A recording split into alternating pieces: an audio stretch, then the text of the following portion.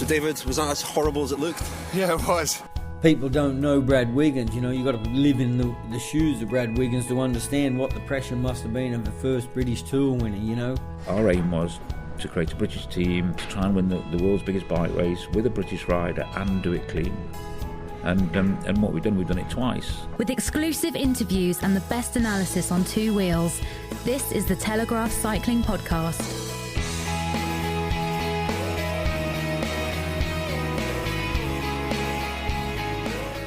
Hello, my name is Richard Moore. I'm with Lionel Birnie. Hello, Richard. And Daniel Friebe. Hello. First of all, a big thank you to all of those who have signed up to our Friends scheme, which we announced last week. Become a friend of the Cycling Podcast for just £5, and that will entitle you to 11 exclusive Friends podcasts throughout the year. First one will be available next week. Instructions will be coming very soon about how you access that if they haven't arrived already, and we do encourage you to sign up. Daniel, were you going to say something at that point? No, just that we've never had so many friends, have we? Some of us, I'm not looking at you, Lionel, have never had any friends, really.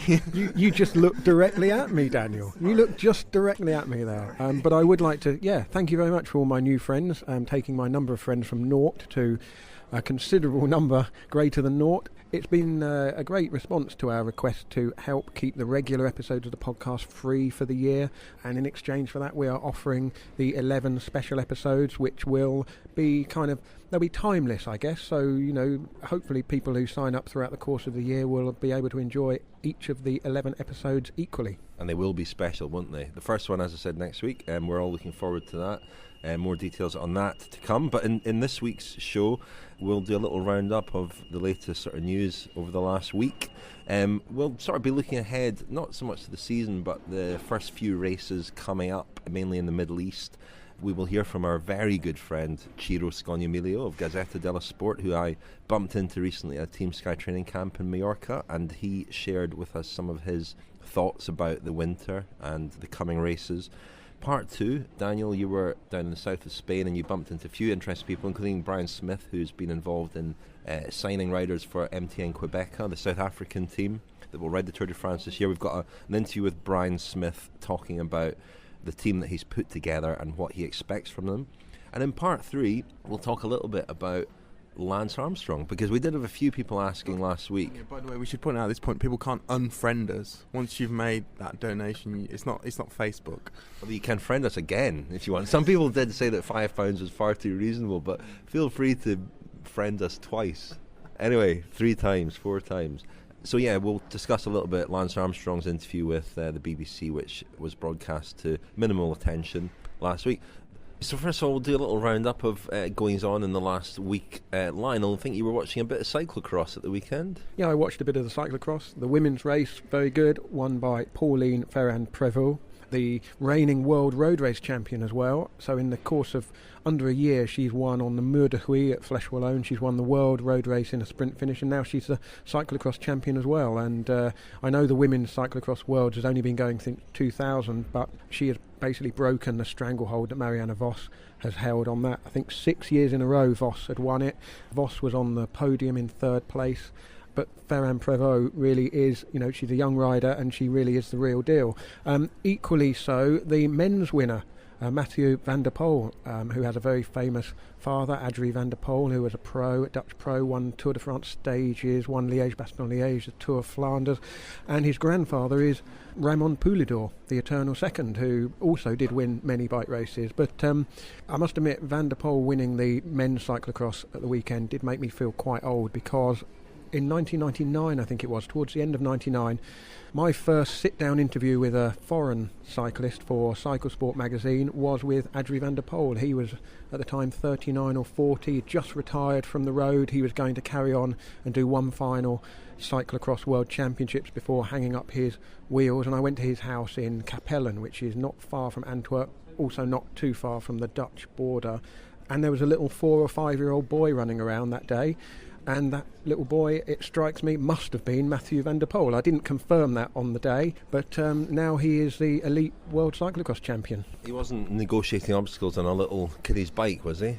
He did have a little bike in the garden, I remember. I actually emailed a colleague of ours, Andy Jones, photographer, who's worked for Cycling Weekly and Cycle Sport for many years, and that was one of his first jobs as well for Cycle Sport magazine, and I jogged his memory that we'd been to see Adrie van der Poel 15 years ago, and I think he's going to dig out, see whether there are any pictures of little Matthew van der Poel on his wooden bicycle in the garden. I've got a little Adrie van der Poel anecdote as well. I was doing a race in Glasgow City Centre Criterium in 92 or 93. He was riding for Tulip Computers at the time, Adrie van der Poel, and it was like City Centre Criterium in Glasgow, day before the Kellogg's Tour of Britain began, I think, and he won the race. I didn't. But Basil Boli and Eric Cantona were sitting in a hotel bar overlooking the race and seemed to be quite animated by it. I couldn't help but notice as I swung on the back of the bunch for the entire race. You've trumped my Adrie van der Poel anecdote there by suggesting that Eric Cantona turned up to watch you race a bike, Richard. Well, I know when the seagulls follow the trawler. I have never... They know Richard Moore is bumbling past in a crit. I have never watched Eric Cantona play football, but he has watched me race my bike. Excellent. Well, they completing. Is this an opportune moment to talk about Justin Rose? No, we'll save that. That name won't mean anything to our listeners, Daniel. Not even friends of the podcast. So continuing our roundup of one of the fledgling weeks of the new season, probably the other big event was Jack Bobridge going for the hour record in Australia, missing it, which I think a lot of people have commented it adds a certain prestige almost to it, rather than having a succession of people furthering the mark. It puts into context Matthias Brandley's still existing record, and it means that it's not a foregone conclusion that Rowan Dennis or Alex Dowsett will necessarily break it. Daniel made this very point in the podcast we did just before Christmas, that if we do assume that riders are just going to roll up and break the record, that we really underestimate their record. And I think anybody who saw the pictures of Jack Bobridge, the state he was in at the end of his effort, will realise just what a hard thing it is to do, especially if you do just narrowly miss out on it. I'm sure had he broken the mark, we'd have seen quite a celebration from him. But to just miss out, there is no second prize in our record, is there? And I think it probably also shows that too much was probably made of Bobridge's track pedigree. When you look back at the history of the hour record and you look at the guys who have held that record, certainly the vast majority have been road riders, and you look at someone like Jens Voigt with very limited track pedigree, and various graphs were published showing illustrating the way in which Brandley, Vogt and Bobridge paced their efforts, and Vogt was the one who really got it right, and he got faster near the end, didn't he? Which perhaps brings that into perspective, that craft on a track really counts for very, very little over an hour and over 50 odd kilometres. Well, he's the first track specialist, if you call him a specialist, to give it a crack, isn't he? Jack Bobridge. Bradley Wiggins, probably of the upcoming guys, is the one with the most pedigree on the track, but Rohan Dennis is the next to go on February the 8th. He's got good track pedigree as well, of course, Team Pursuit, but primarily a road rider now. I think we probably fancy him to break the record, but then I fancied Bobridge to break it, so who knows. And just to complete the roundup of the week so far, on the road, the season is just about underway. Victory in Mallorca for Steve Cummings, MTN-Qhubeka's first major victory of the season. We'll hear from Brian Smith a bit later on. Alejandro Valverde also won a race, one of the races in the Tour of Mallorca. We call it the Tour of Mallorca, but it's the Challenge Mallorca. It's separate one-day races that sort of make up a stage race with an overall classification. And completing the roundup of the week's news, Dan Craven won the Namibian Road Championship. So that's Dan Craven's news roundup. Brilliant. Okay, we'll go straight into part one, shall we? Let's sort of look ahead to the upcoming races. We've got Dubai, Qatar, Oman coming up, bit of a theme there. You might have spotted it. Middle East. This is the new sort of orthodoxy in cycling. Start of the season begins in the desert. Dubai was a new race just last year, wasn't it? This is the second Dubai tour organised by RCS, who organised Giro d'Italia, and it's primarily a sprinters race, as is Qatar. Oman is a little bit different. That's where we'll see a few of the Grand Tour riders come to the fore with traditional mountaintop finish on Green Mountain in Oman. I've been out to Qatar and Oman. Have you been out there at all, Lionel? Yeah, I went to the Tour of Qatar a few years ago, I think 2006 it was, so quite a few years ago. I gather that people have been year after year. The city of Doha basically just evolves pretty much year on year, more skyscrapers going up, and the race has really, it's established itself now, hasn't it? It's been on the calendar a good 10 years. I think it was the first edition 2003, 2004 maybe, and it's become the legitimate alternative to racing in Europe. 20, 30 years ago, all of the races at the start of the season were either in southern Spain or the south of France or the sort of sunnier bits of Italy, but those races have really sort of died away. If you looked at the calendar in 30 years ago, in 1985, there would have been 3 solid weeks of racing on the Côte d'Azur, effectively, with the Étoile de Bessèges right the way through to the Tour of the Med and beyond. There would have been one-day races and shorter stage races, and though a lot of those races are struggling, the Tour of the Med, I think, is in jeopardy again, as it is every year. And one of the reasons is not only the fact that it's hard to get the funding to hold those races, they're a lot busier with traffic in these regions than they were 20 or 30 years ago, and the appeal of being in the Middle East or down under, the weather's better. Richard, you made the point before we started recording that these early season races used to be riders in arm warmers, leg warmers, sometimes winter tights, heavy gloves. Not ideal for racing hard and getting that condition when the weather's very cold. So the Middle East races are absolutely ideal for preparation. It's funny, I used to see guys turn up noticeably overweight, wearing the overshoes. They were almost just a fast winter training ride. And it's easy to mock the races in the Middle East because there aren't any fans. There aren't, you go out there and there's nobody out there watching the racing, and you do wonder what it's for.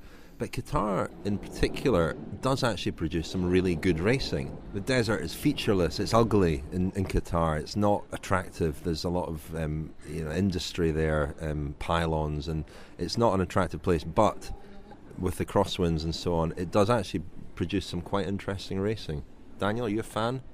Yeah, I mean, I think they're races that if you can dedicate the time and attention to actually watch them, then they do yield sometimes some of the most interesting, the kind of most subtle racing of the season. It really is a big shootout between the classics riders, particularly in Qatar. We've seen some absolutely terrific stuff over the years with echelons, and the Cervelo test team, I think memorably on a couple of occasions, really blew the race apart. Their Quick Step, or what is now Ethics Quick Step, have done that on several occasions as well, and I think it's really seen as the sort of gold standard of classics preparation races by a lot of the classic specialists now. The imminent demise of the Tour of the Med is definitely a shame. The sort of iconic climb of that race, the Mont Faron, is sort of one of the sacred places of bike racing in Europe, but even the Tour of the Med itself is a relatively recent innovation, although people can get quite misty-eyed about that race in particular. It started in the 60s, and we've said it before, the calendar evolves, changes, and its place has been taken, but at least we get to see good racing, like we said, in the desert. And of course 2016, the World Championships will be held in Qatar. The World Championships is an event where you do kind of want there to be fans, and it'll be interesting to see how many people make the journey there to watch it, because it does add an awful lot to the atmosphere, especially with laps of a circuit. It could be pretty bleak over that sort of length, because the other thing about racing at this time of year, it tends to be relatively short. But as we get closer to the World Championships in 2016, I guess the Tour of Qatar will assume a greater importance, as well as riders head out there with a view to sort of wrecking it for the Worlds. This is the Telegraph Cycling Podcast. Download old episodes absolutely free at thecyclingpodcast.com.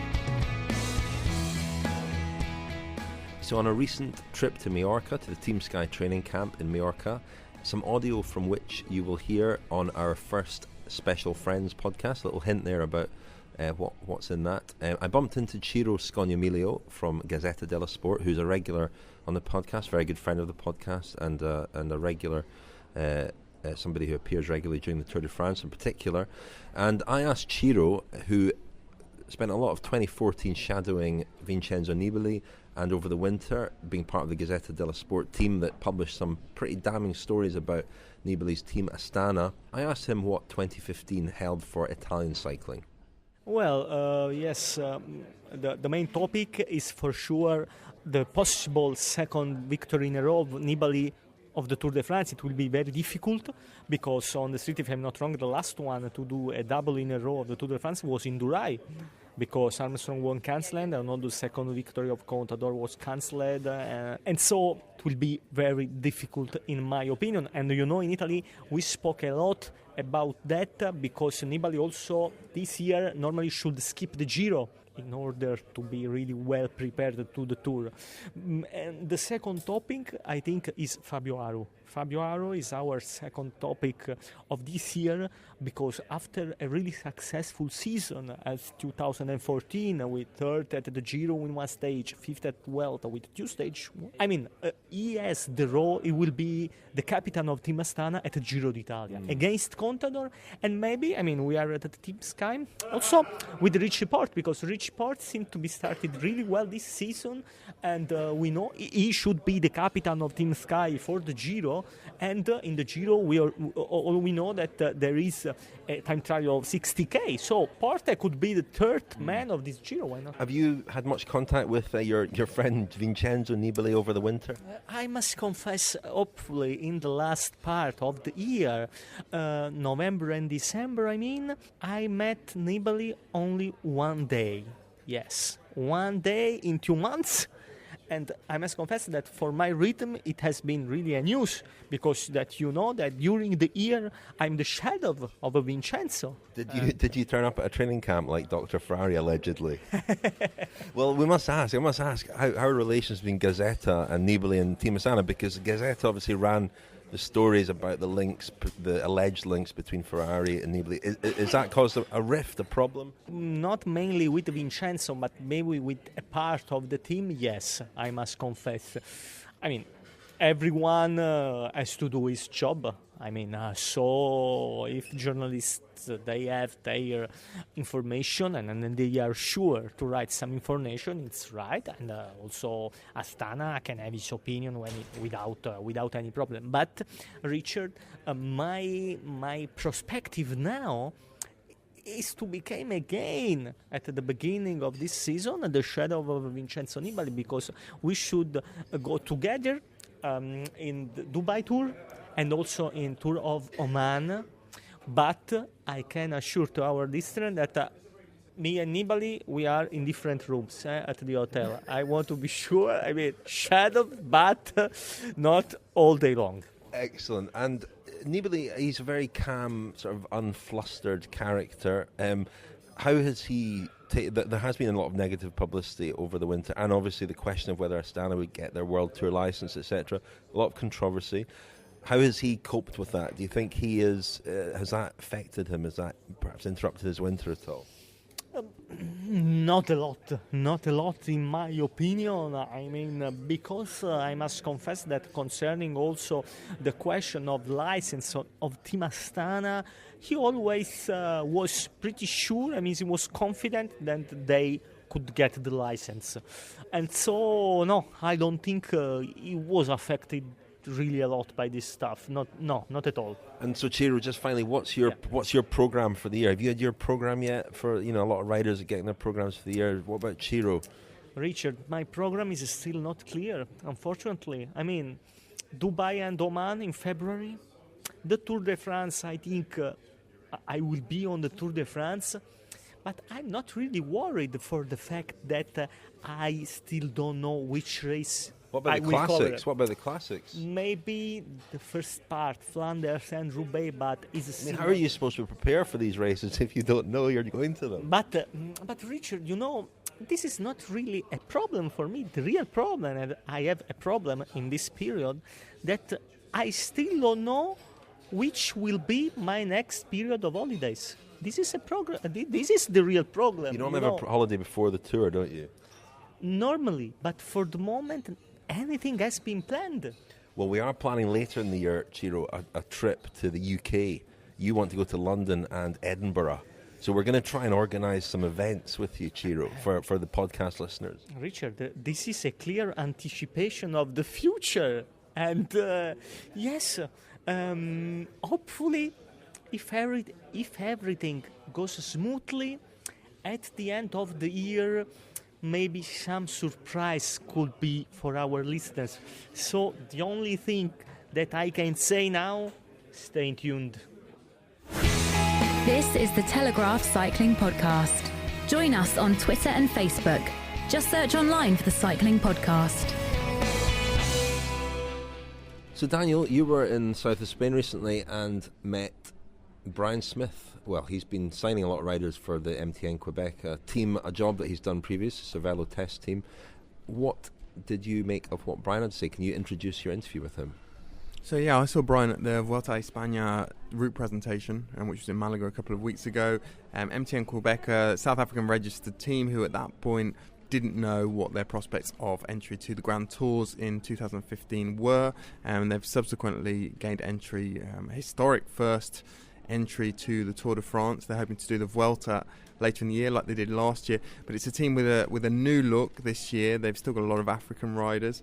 They are still staying faithful to a commitment they have to have at least 50% of the team of African origin. But they've also signed a lot of very fast riders, very experienced riders, guys who have perhaps not had the best luck or the best results over the past 3 or 4 seasons. So they picked up Theo Bos from Belkin. They've picked up Tyler Farrar from Garmin. They've taken on Edvald Boasson Hagen from Sky, Matt Goss from Orica Green Edge, all of whom are very fast finishers. You would imagine might be quite difficult to combine in a single sort of 8 or 9 man team. But I was very curious to ask Brian about how he intended to do that, how he intended to blend all these different talents together, and why it was exactly that he had gone looking for such a glut of sprinters, really. The Telegraph Cycling Podcast with Richard Moore, Lionel Birnie and Daniel Friebe. So Brian, you are responsible for putting together the new MTN-Qhubeka roster for this year, pretty much. A lot of talk about the kind of riders you've gone for. You seem to have gone for very experienced guys. You seem to have taken a few gambles with guys who have maybe not had the best time the last couple of years. A lot of fast riders. Can you talk to me a little bit about the kind of ideas behind the team that you've assembled?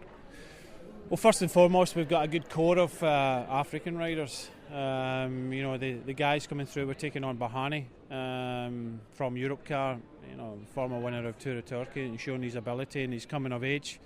Menkes, Kudus, Tekla Hamanots, even Jay Thompson and these guys, they're all strong guys. And Jay finished, I think it was top 30 in the Tour of Flanders. So these guys are very capable of their own right. So it was very delicate bringing these guys in. As you say, some of them are big names, and some of them are, or most of them are sprinters. Yeah. But at the end of the day, it gives us options. I think the main sprinter we've got is Theo Bos. I think Theo motivated, because Theo is the sort of person that doesn't want to ride for a team that every time there's a sprint he has to sprint.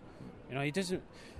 A lot of these people cannot handle the pressure. People don't understand the pressure of Mark Cavendish, Kittel. Every time there's a sprint, they have to sprint. They're the team sprinter. There's no, I don't feel so good today, I can't do it. They have to sprint, no matter what, right?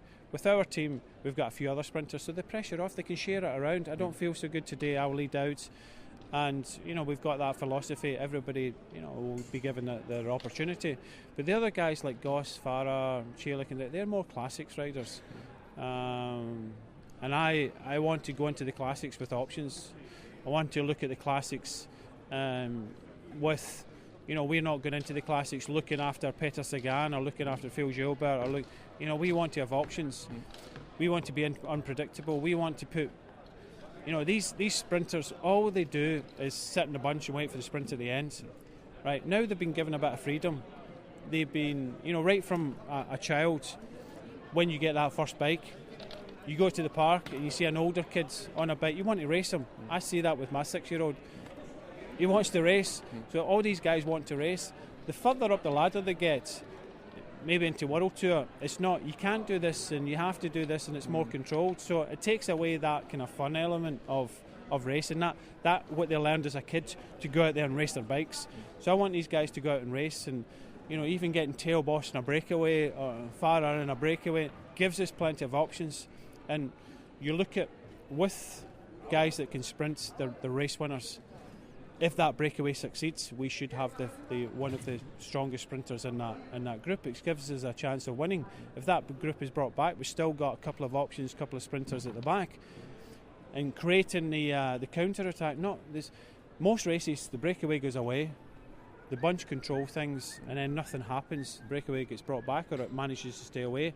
Stage over. What we want to do is look at the counter attack, look at maybe racing in the middle of a stage for maybe 20 or 30 kilometres, just full gas to see if we can create something. If nothing happens, then we don't do it. Okay, the other teams will go, why are you doing that? Why are you doing? Because most teams race full gas towards the end of the stage. So we want to think of new things. We want to think of new tactics.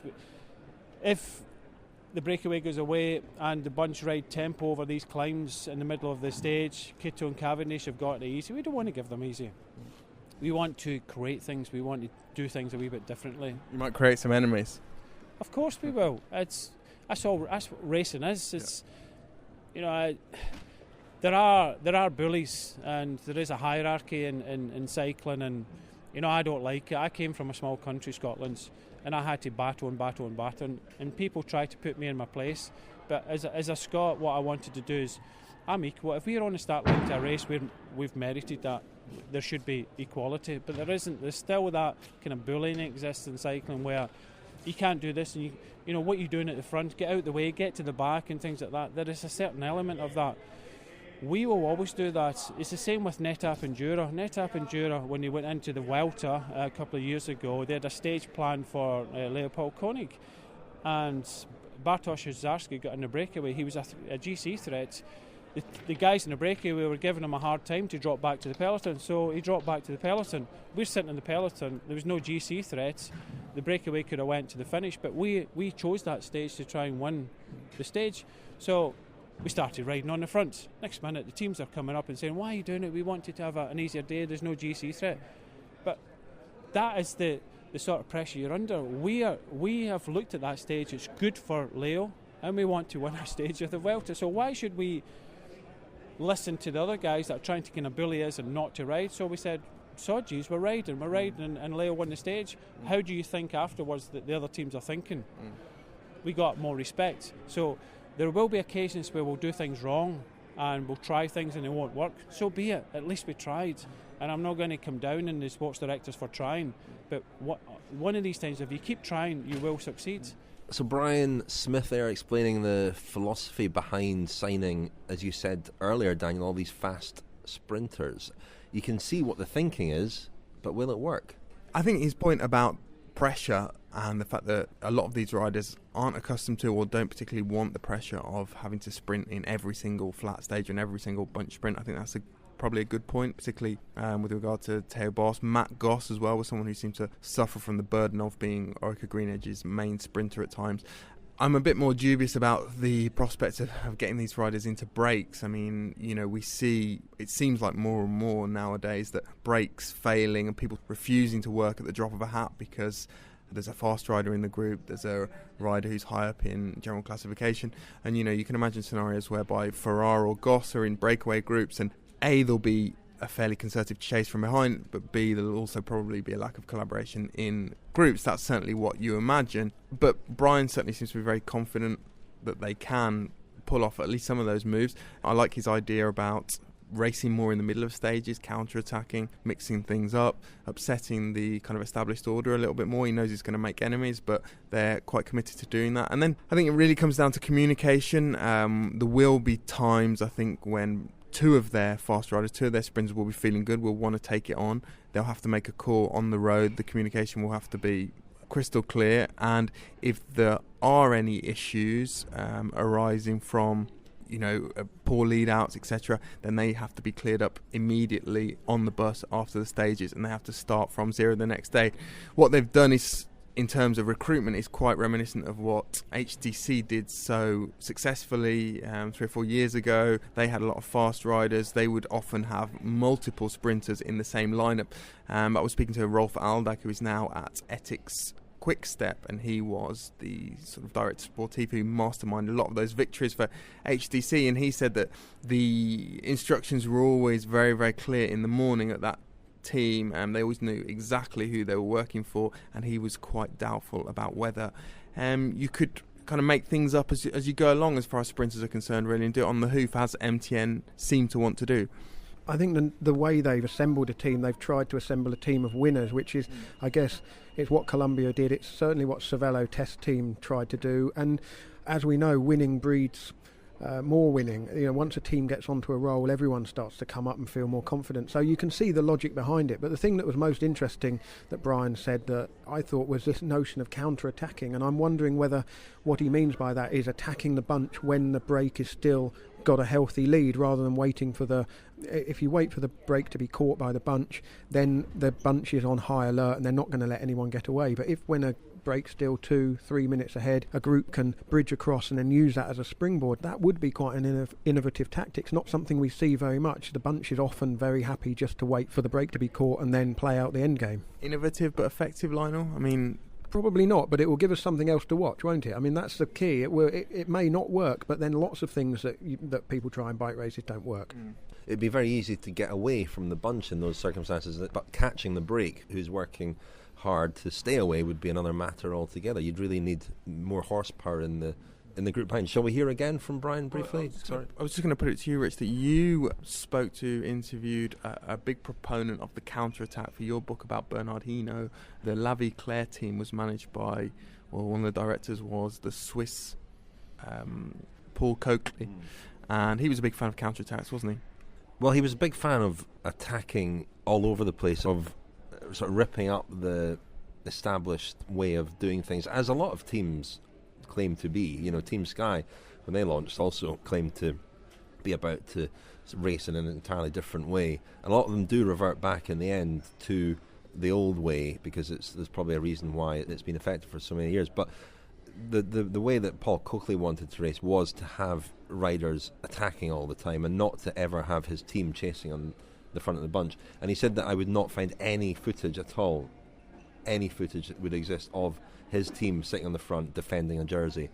I did actually find that without too much difficulty. And I think, it's one thing to want to ride in that very aggressive, attacking all over the place kind of way. You need the riders to do it. And in the Tours de France in 85 and 86, La Vie Claire had so many very strong riders that they were able to ride like that. And with HTC as well, they won a lot of races. They had Greipel and Cavendish, who were probably the two quickest sprinters in the world at the time. I think MTN-Qhubeka, they've got fast finishes, but they're not the fastest in the world. I think Theo Bos is probably the guy who's capable of perhaps winning most sprints. But shall we hear from Brian again quickly? Yeah, I was just going to say, just on the idea of trying to outwit the peloton. The problem is the peloton's a very powerful force, and trying to do something different is a bit like trying to swim against the tide. You can do it for a little while, but eventually the power of it will be too much and it will overwhelm you. But it will be interesting to see a team try something radically different. It would be interesting to see the I told you so critics perhaps on the internet, or perhaps will be also, the I told you so critics. Also, let's not, Cervelo, when they launched as a new team back in 2009, they didn't have a team of stars, but they were a star team, to use a sort of cliche, and they had a strong, solid team, the likes of Henrik Hausler, Roger Hammond, Andreas Clear, people like that, who did seem to raise their game when they were brought together in that particular mix. So Brian does have a decent track record of assembling a team and making it greater than the sum of its parts. So let's not write them off. But let's hear again from Brian, who expands a little bit more on how the team will operate in 2015. Well, I've seen from his training camp I'm having to kind of calm down, guys. They're all excited. They all want to start racing.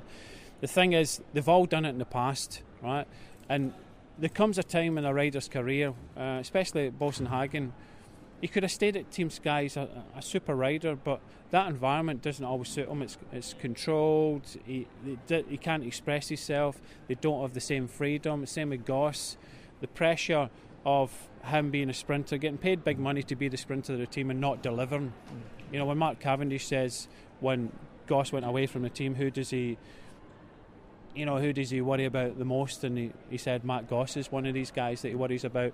But Matt didn't deliver, so every sprint he's not delivering. That's not going to be the same as our team, because they know that if they don't put their hand up, the main problem I'm going to have with the team is a sports director going to a race and 3 guys putting their hand up and saying, I want to sprint today, I want to win the race.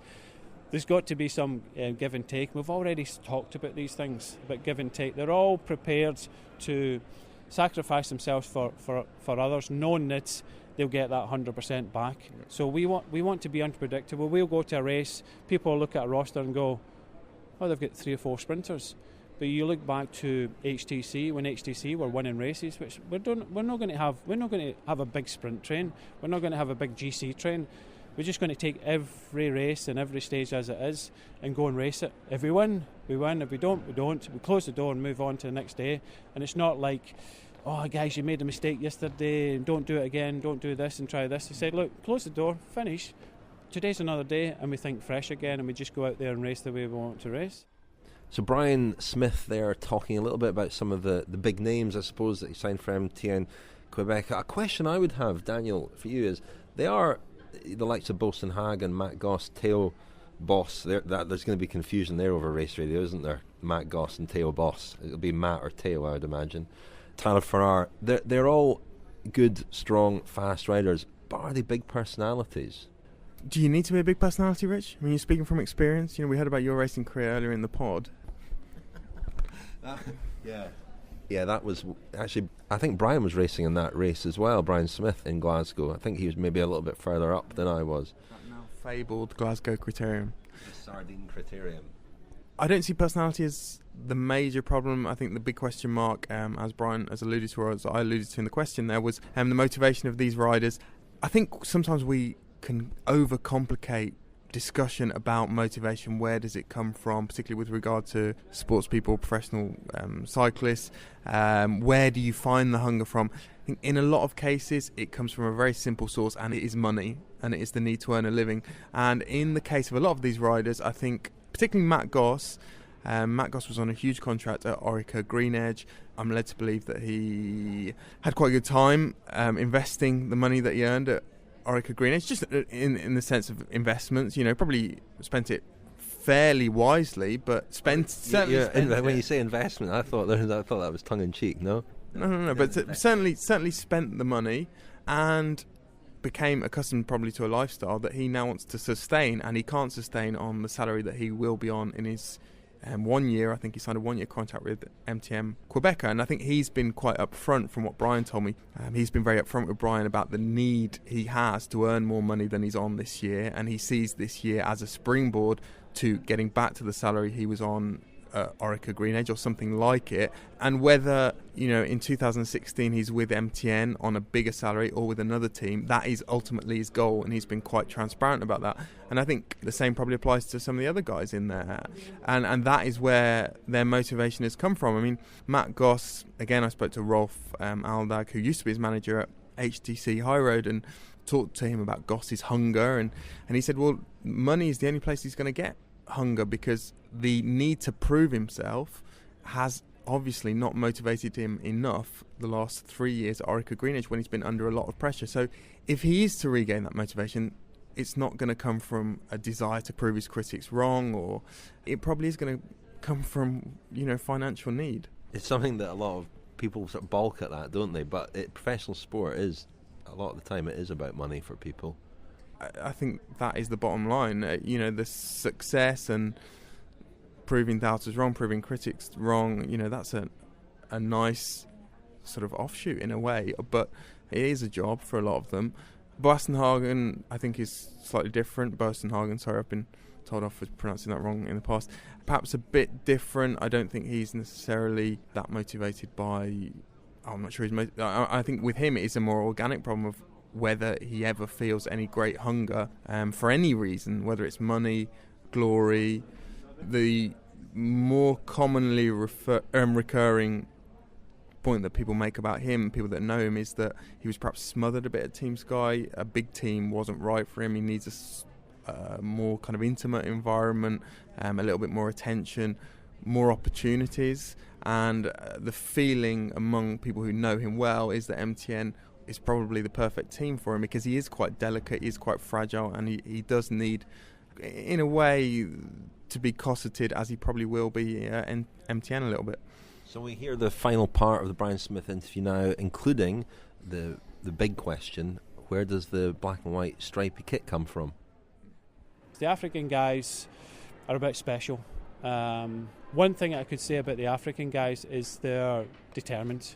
They rode the Vuelta last year. 9 riders started, 9 riders finished. They are determined, and Kudos had a big crash. You know, his problem was the elbow and things like that, and he finished. He could have climbed off, but they finished. They were determined. But they are special guys. When the Australians came over, all the way over to Europe, some of them stayed, some of them went home. The people that stayed became successful. The Brits that came over, it's too close to Europe. You know, coming over the channel, sometimes they missed home that much, they went home. But for the Africans, when they come, they're determined, no matter what, good or bad, they're determined to stay and see it done. And what I have to do is give them confidence.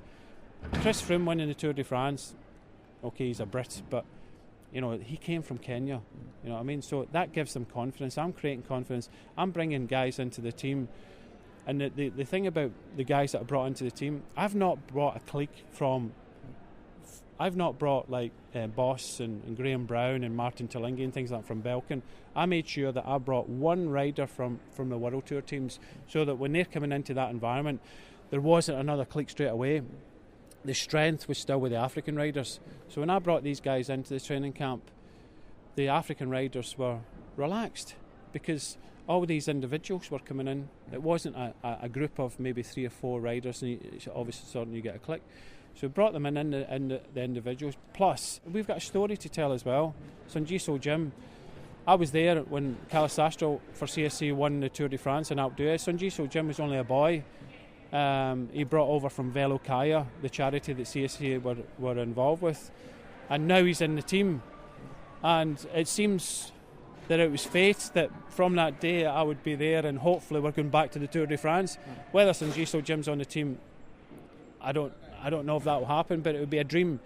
If we do ride the Tour de France, then definitely Sanjiso Jim will be there with us, because that story from being a young boy in Alpe d'Huez with CSC, then winning the Tour de France, to go back to the Tour would be brilliant. So our goals is not just, you know, riding the Vuelta again for the second time, riding the Tour de France, the Spring Classics. Unfortunately, we've had to sacrifice the Giro. There's no way we can ride 3 Grand Tours. In fact, the World Tour teams struggle with 3 Grand Tours. So, yeah, I'm really looking forward to this year. It's a big change. I've brought some guys in. I have to re-motivate them. I have to rejuvenate them. A leopard doesn't change its spots, and I hate that saying, but these guys have done well in the past. I can change them around to doing well in the future by introducing them to new ways of thinking, and we want to be the most excuse me, the most fan-friendly team in the peloton. We don't want to close our doors to it. We want to go along to a race, and if we see guys, you know, a family and some kit with young kids and things like that, there's no more motivation than coming onto the bus and meeting the riders. And I want to be able to do that. I want people to walk away going, Jesus, they never won the race, but MTN-Qhubeka were a great team, and I got to go on the bus and meet the guys. And, you know, cycling needs to open the door up to the fan engagement side and make it a bit more exciting and interesting, rather than a lot of the guys come along as supporters, stand outside a bus. The guys just whiz off, get there, maybe stand for a few seconds, and then off they go and race. That for me is a wee bit like football, where you don't get a chance to actually engage with the players. So there's a lot of good things that we can bring to the peloton, but definitely we'll get stuck in a race every stage or every race we ride. Just one last thing. You mentioned football there, and I want you to set the record straight on something. Is the kit inspired by St Mirren Football Club? The black and white striped kit? I'd love to say yes, but honestly, I had nothing to do with the kit. The kit was designed by Gerard Vroomen, and when I saw the kit, I smiled, because St Mirren's my team and it's black and white, and everybody was suggesting I had something to do with it. I'd love to say yes. You know, it's the same as St Mirren. I go to St Mirren and it's great and great work there, but no, Gerard Vroomen done it, and I think he was more looking at Juventus side of things and more bringing it into the football. And we've got the badge now, so it's kind of looks a wee bit more like football, because you've got to remember, football have got followers. We want, you know, football supporters follow teams, not individuals, and we want people to follow our team and not the individuals we've got on it. So unfortunately, I can't say yes, it's my idea, because it's nothing to do with me, but we're there, and there's the kind of zebra part of it. It's like, yeah, earn your stripes to be in the team. There's different correlations of how you look at it, but people are talking about it. and that's the main thing. You're listening to the Telegraph Cycling Podcast with Richard Moore, Lionel Birnie and Daniel Friebe. Okay, we heard from Brian Smith talking about MTN-Qhubeka. Interesting stuff. It'll be fascinating to see how they get on this season. A little reminder that we launched our Friends scheme last week. For just £5, you can become a friend of the podcast for 2015. That's £5 for the whole year. That will get you 11 special Friends podcasts, which you will be able to access via a password. Details of the password will go out to the friends very soon, but you can join whenever you want. Just go on the website www.thiscyclingpodcast.com and for £5 become a friend of the podcast. So final part, we were going to touch on Lance Armstrong, who... Friend of the podcast, Lance Armstrong. Actually, I haven't seen his £5 come in yet, have you? Been looking out for that payment from Austin, Texas. And look out for Mellow Johnny's, because he might well try and sneak it through under the bike shop that he owns there. That would be typical Armstrong, wouldn't it?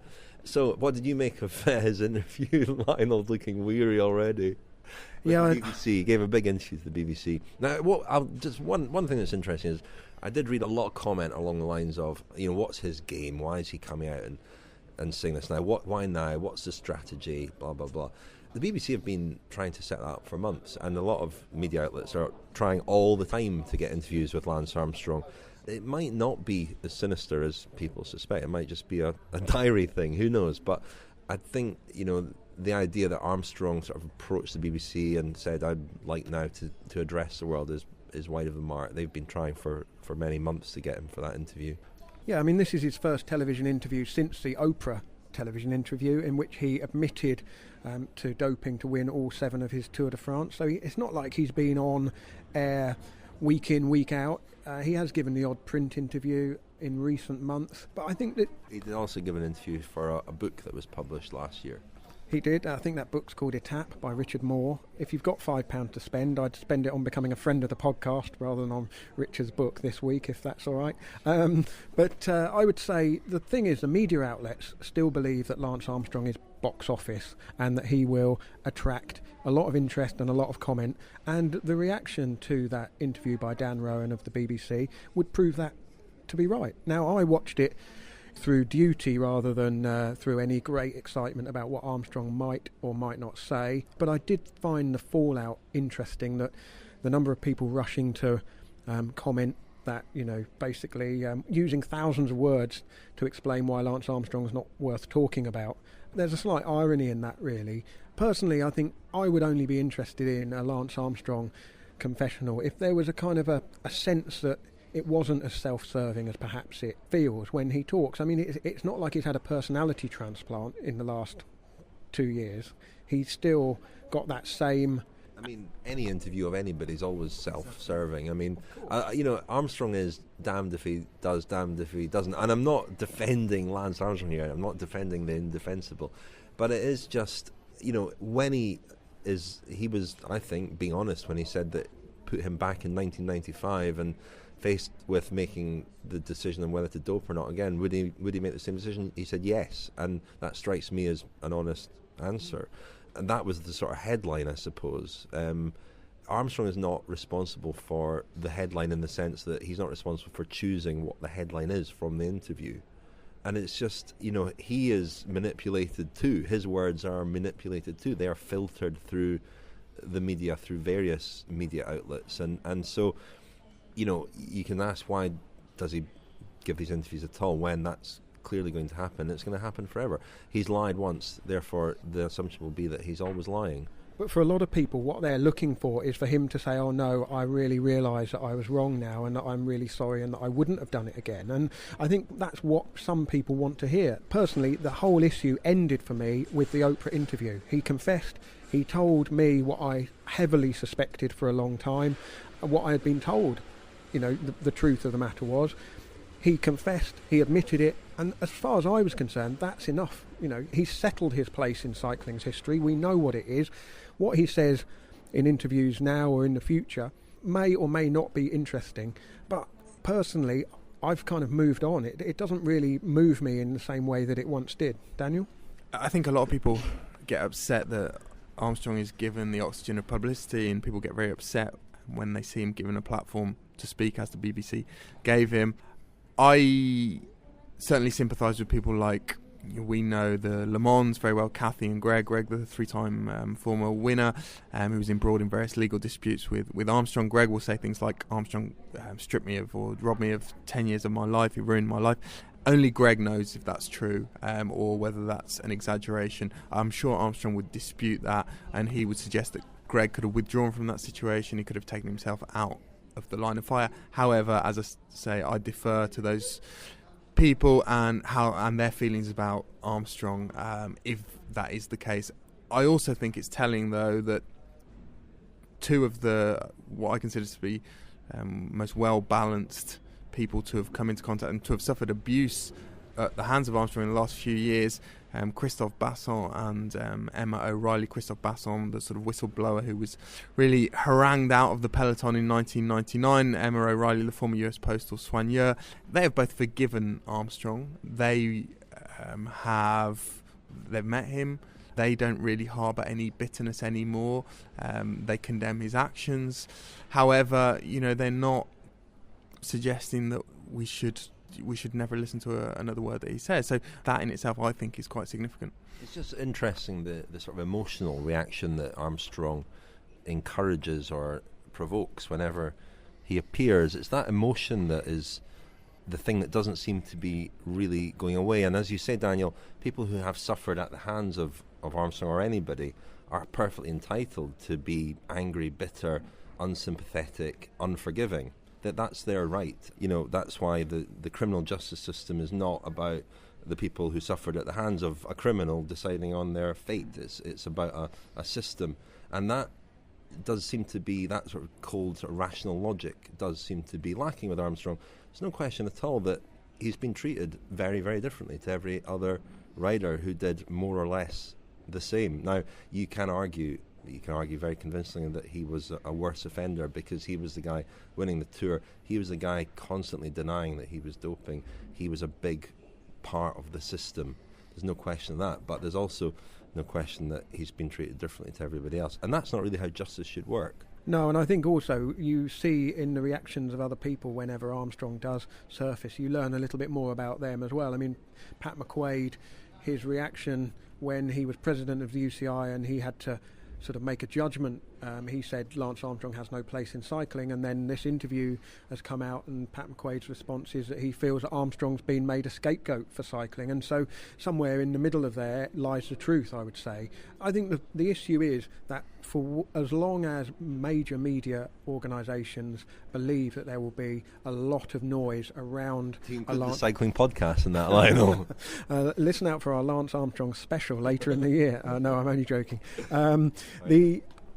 I think I'm only joking. I'll have to check with Richard afterwards. But as long as media outlets think that people want to hear what Lance Armstrong has got to say, they will keep putting microphones in front of him, and there will be enough people dissecting what he says and questioning whether he means it or whether it's the truth, and picking out, as you said, Rich, the line from the interview which kind of shapes everything. I mean, it was subtler than that. There was a lot. There was a lot more to it than just the main line that came out of it, which was, to me, not really a news line at all. The man who did something says he would do something if presented with exactly the same circumstances and opportunity again. And that's not really a story to me. No, it's not. And as you say, he did qualify it. He did go into, if you watch it, you can understand what it is he's trying to say. But perhaps we're being apologists for Armstrong here. I don't know. As you said before, Rich, damned if he did, damned if he didn't, because what he said there was actually quite refreshingly, if that's the right word, honest. And, I have a problem with all the kind of hand-wringing that follows about, Armstrong shouldn't be on our screens, Armstrong shouldn't be given any kind of platform, when then in the next breath people are still venerating people like Eddie Merckx, Jack Anquetil, Fausto Coppi, etc., who also made the choice that was available in their respective eras, that they choose to use whatever means were available in that particular time. Armstrong did the same, exacerbated, no doubt, by bullying, by abuse of power. However, he pretty much did what a lot of other cyclists. If you were to pick out an alternative headline from his interview, you could say Armstrong says cycling cleaner now, because he did, and I don't know what his insight into the current state of cycling is. I guess he's still pretty well connected to the sport through various channels, but he did say that if he was a 25-year-old, 24-year-old professional now in 2015, would he have to make the same choice? He said he didn't think he would. Now that's interesting. That's not self-serving, it doesn't seem to me. It could be, I don't understand what could be in it for him to support the idea that cycling is cleaner now than it was in his day. No, I think when I said self-serving, what I meant was he is trying to get the lifetime ban from all sporting activity overturned, and I'm sure he sees these interviews as a gradual chipping away at that. So that's what I meant by the self-serving aspect. But I think the big problem is it reflects human nature. When the bell curve of misdemeanour, punishment, redemption is well established from the way adults treat children. When children do something wrong, they show them the error of their ways, they perhaps punish them, and they want to know at the end, have you learned that what you did was the wrong course of action? And what Armstrong is saying is that given the exact same landscape today, I would do the exact same thing today. And of course he would, because had he chosen to take an alternative path back in 1995, 96, 97, 99, and said, well, I'm not going to take EPO, I'm not going to use blood transfusions, he wouldn't have won 7 Tours de France, he wouldn't have had all of that fame and wealth, he wouldn't have experienced that decade, which, although we kind of look at the picture of him sat around reclining with the 7 yellow jerseys on the wall and wish them out of existence, if you like, the fact is he lived those years. He experienced all of those things. He enjoyed that money, he enjoyed that profile, he enjoyed all of the trappings of that. And the feeling of having had that at the time doesn't suddenly get erased just because of his downfall. That's a completely separate section of his life. Just to complete the circle here, Lionel, and reminisce once again about the Glasgow Criterium in 1992.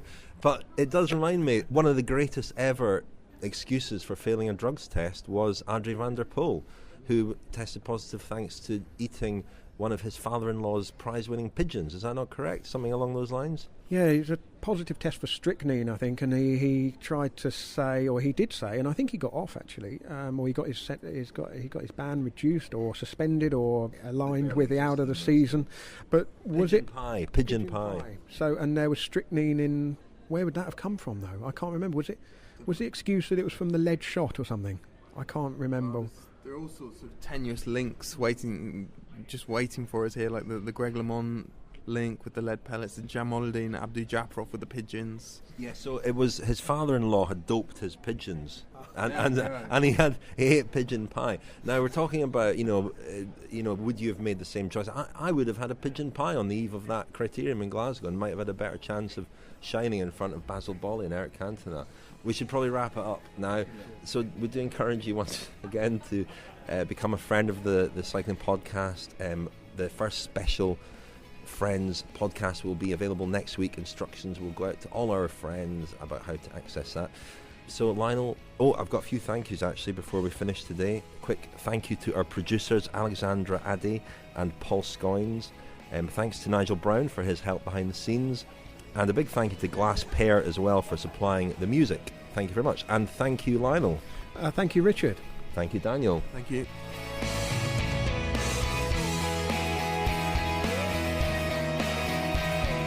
You've been listening to the Telegraph Cycling Podcast. Thank you to Glass Pear for the music in this episode. For more information and to download more episodes of the show, visit thecyclingpodcast.com.